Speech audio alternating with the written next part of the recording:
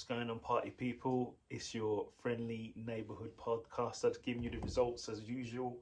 So this is the results for the week of the 6th of February. So we're starting with Raw. So if you don't have time to watch Raw, you just want a quick review, this is your channel. I'll just tell you what happens on Raw and Smackdown within about 7 minutes. So like and subscribe and support this channel as well. We have other content as well. Obviously, I cover mixed martial arts, but UFC mainly. But this is your review for Raw the 6th. So it starts off with the Alpha quiz, spelling bee quiz thing. Actually, like a good type show with the Alpha Academy and RK Bro. It was sort of obviously it was sort of staged so RK Bro win, like they was going back and forth.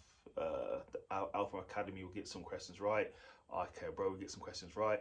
Alpha Academy gets them wrong, sorry to RK Bro. When it came down to it, RK Bro won the quiz, which then results in them getting a tag team title shot. So that would be quite interesting. That's probably going to be at Elimination Chamber next week, Saturday, I believe it is. So then the first match was Street Profits versus the Alpha Academy, which was actually a decent match. But Alpha Academy won by a roll-up. But it was a good match, it was a decent match, definitely a decent match. Go watch it. Then this Raw is being shot in Denver, Colorado. Who is from Denver, Colorado? The almighty Bobby Lashley, the Brock Slayer. He did pin Brock. It was questionable, but he did pin Brock.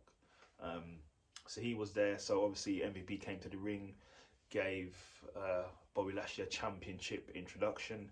Bobby comes down. The fans are going crazy. They're chanting Bobby. It was a good sight to see him coming home, finally getting a bit of love, because I have heard some boos here and there. Obviously he's a bit of a heel, but I think trying to turn to baby, but still a bit of a heel. So yeah, it's got a good reaction out there, which was good. It's basically saying how he's the man. The Elimination Chamber's coming up. He's beat Brock, he pinned Brock, and he's going to go into the Elimination Chamber and prove to everybody there wasn't a tainted win. He's going to beat him properly, and pin him. So we'll see what happens there. With the Elimination Chamber, it's going to be interesting. Are they trying to build up Brock versus Reigns in title versus title? And then if Brock has won the Royal Rumble, he needs to stay strong. So how's he going to lose? It's just, I don't know. I have to wait and see. So then Alexa Bliss is doing her therapy, which has continued. She seems to be a bit emotional in this therapy, crying this time and stuff.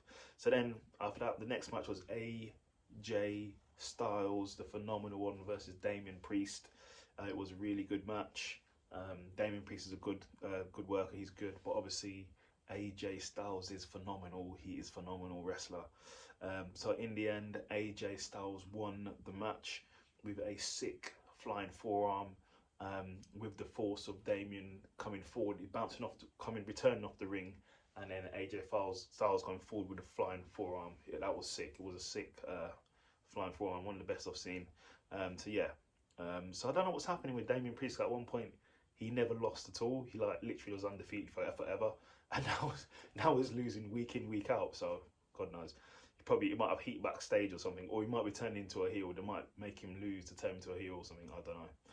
Then it was Miz TV, where he introduced, where his guests were Mysterios, and then obviously it's going to be combustible, got into a back and forth, and then Dom challenged Miz to a match, and then after that Miz and Dom had a match, which Dom won. So good on Dom. It's like a roll up, I believe it was. So yeah, good match.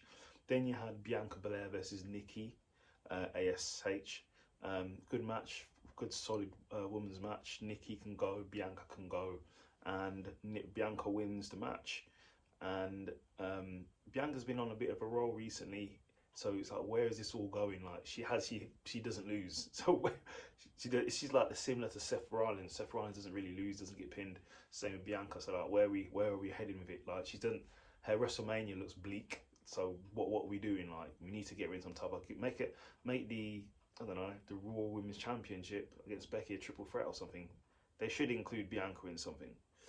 Then it was a Dana and Reggie segment. Obviously, they're hiding as Dana is the 24/7 champion, and Reggie's obviously protecting her, but then he got a kiss on the cheek. So what's happening there? Is there love gonna be blossoming, or is it? I think he got friend zoned though. It looked like that'd be a friend zone, but yeah. Then it was Kevin Owens. So Kevin Owens is obviously backstage talking to Seth, saying, "Hey, I want to be in this elimination chamber. If he goes out then has a convincing win over Austin Theory, then he should get put into the elimination chamber." It's what he's pleading to Seth Rollins.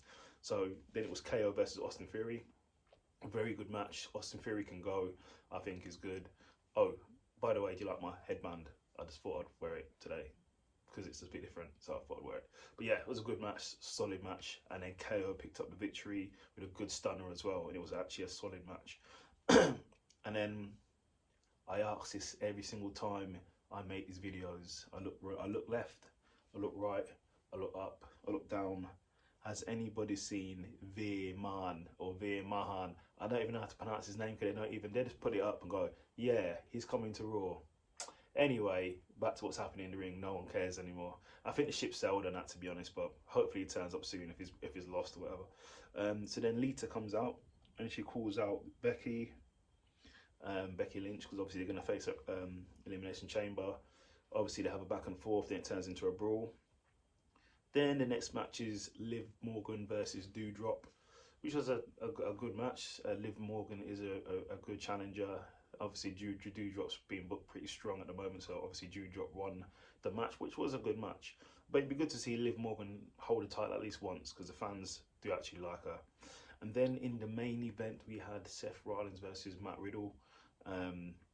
So it was actually a good match. They can both go. Seth's he's the architect literally, and Riddle's really good as well, so they can go back and forth. And then when the match was commencing, it was a really good match, flips, etc., counters, everything. And then KO came down with Randy, and everybody started to turn into a big brawl. So then it turned into a tag team match in the end. And Randy, obviously RK Bro versus KO and Seth. And then Seth got the pin on Riddle after a curb stomp. So yeah, good review. I would watch Raw. I would definitely watch it. It was actually pretty good. So on to SmackDown. SmackDown starts. Sonya Deville comes out basically and says Ronda Rousey is suspended for attacking her last week, and as she's continuing to say all that, Adam Pearce comes out and says he got an email from the chairman of the board, which is Vince McMahon, basically saying that Ronda Rousey is not suspended and she better watch her back, and she better now act like a proper general manager, and she is to sort her life out or she's going to get fired basically. Then Naomi comes out, and then Naomi attacks her because she can now attack her. So yeah. Then it was New Day versus Los Guerreros. I'm probably pronouncing it wrong. I still don't understand how Big E has just gone to SmackDown and no one said anything. And he was just fighting for the title recently. He was a champion. Then he's on SmackDown, but no one said anything. I don't know. It's just a bit weird. Unless he's there to fill in for Xavier, who's injured potentially. Xavier needs to get back quick, because that, soon as if he's out for too much longer, this King stuff is going to be like the past, because there'll be a new King of the Ring, so he needs to hurry up. But anyway, Los Guerreros won by a roll up. Then there was an interviewed Roman Reigns, the head of the table, the tribal chief, the Universal Champion, the longest Universal Champion running. He's basically saying, Michael Cole was like, oh yeah, you're going to be facing Goldberg. He's meant to face Goldberg at WrestleMania. He's an icon. He's a legend. He had 173 wins in a row. Reigns was just like, yeah, great. Yeah, okay, cool. And he just said basically, yeah, maybe. And he was like, I'm going to Goldberg. If he does, oh my Lord. Anyway, so the next match was Aaliyah versus Natalya, which was a good match. Obviously, Natalya's got to be in her bunny because she can't beat Aaliyah. Obviously, Aaliyah beat her in the quickest time ever. I think it's 3.1217 seconds, I believe. But Natalya won. So now Natalya got the one, so she finally got a win now. Then we had Zayn. So he was there, and his guests were Shinsuke Nakamura and Rick Boost. So they come out, Rick Boost gets electrocuted, and then Sammy attacks both of them and hits the haluva kick, so that was that. Then we had Corbin versus Cesaro, which was a good match, but Cesaro is booked obviously weak, booked very weak. I don't know what's happening there, but Corbin won. Then Madcap Moss is meant to face Drew McIntyre at Elimination Chamber, but he's citing a eye injury to try and get out of the match. But then while he was in the physician's locker room with the doctor who's looking at his eye, McIntyre came in with a sword and goes, "You're fine, aren't you?" And he goes, "Yes, he is." So he'll be facing Drew McIntyre at Elimination Chamber. Then there was an interview with Goldberg after that. Goldberg was saying how he's here, he's going to smash. People are saying he's washed up. People are saying he's coming back for these matches, etc., etc., etc. Goldberg said he stopped listening to the noise. He stopped listening to people calling him a nostalgia act. He doesn't care. He's there to smash and become the Universal Champion, which I don't think is going to happen, but we'll see. Then in the main event, it was Charlotte Flair versus Naomi. Now, I will say this. I'm not going to run down the match. I'm just going to tell you right now, that was one of the best women matches I've seen all year and probably all last year. Go and watch it. It was a classic. The fans were even chanting, "This is awesome," because it was awesome. You had counter after counter after counter. It was an awesome match, 100%. Go and watch it, 100%. That was an awesome match. But in the end, Charlotte Flair won because she is going to face Ronda Rousey, so she's going to need to hold the title. So that was your rundown for SmackDown. Definitely watch SmackDown, even if it's just for the match versus Charlotte Flair and Naomi. So thank you for watching, peeps, and take care of yourself. Like and subscribe and leave a comment. Thanks.